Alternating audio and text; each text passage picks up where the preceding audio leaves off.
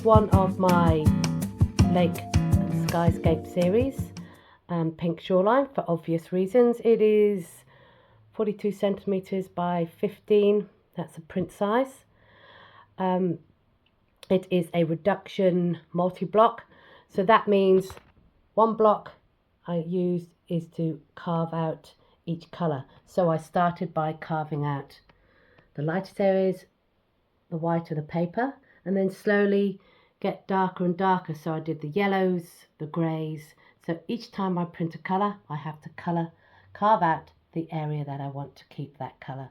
And then I put the next colour down, say a grey, then carve out the grey areas.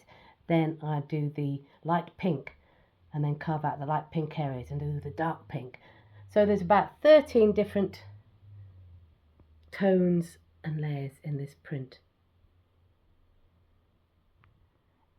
Each of my prints has a authenticity certificate.